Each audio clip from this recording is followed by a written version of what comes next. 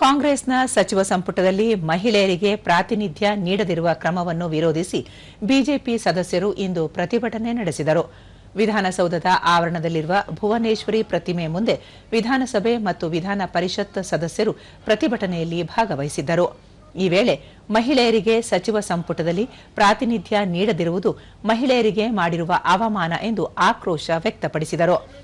ಸಚಿವರ ಪಟ್ಟಿ ಪ್ರಕಟಗೊಂಡ ವೇಳೆ ಮಹಿಳೆಯ ಹೆಸರನ್ನು ಪ್ರಕಟಿಸಲಾಗಿತ್ತು.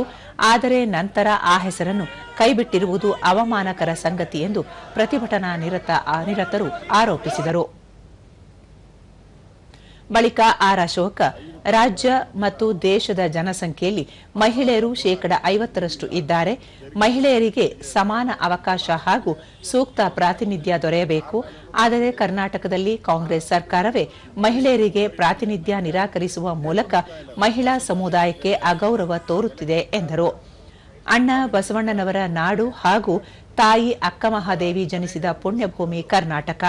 ಇಂತಹ ರಾಜ್ಯ ಇಡೀ ದೇಶಕ್ಕೆ ಮಾದರಿಯಾಗಬೇಕಿತ್ತು. ಆದರೆ ರಾಜ್ಯದ ಇತಿಹಾಸದಲ್ಲೇ ಇದೇ ಮೊದಲ ಬಾರಿಗೆ ಸಚಿವ ಸಂಪುಟದಲ್ಲಿ ಒಬ್ಬರೂ ಮಹಿಳಾ ಸಚಿವರಿಲ್ಲದ ಸಂದರ್ಭದಲ್ಲಿ ವಿಧಾನಮಂಡಲ ಅಧಿವೇಶನ ನಡೆಯುತ್ತಿದೆ ಎಂಬುದು ಅತ್ಯಂತ ವಿಷಾದನೀಯ ಎಂದು ಹೇಳಿದರು. ಒಂದು ರೀತಿ ಈ ಸರ್ಕಾರ ಪೂರ್ಣ ಪ್ರಮಾದದ ಸರ್ಕಾರ ಅಂತ ಅನ್ಸಲ್ಲ. ಒಂದ್ ಕಡೆ ಮಹಿಳೆಯರಿಲ್ಲ, ಸಿದ್ದರಾಮಯ್ಯ ಇಲ್ಲ, ಅತಂತ್ರದ ಸರ್ಕಾರ.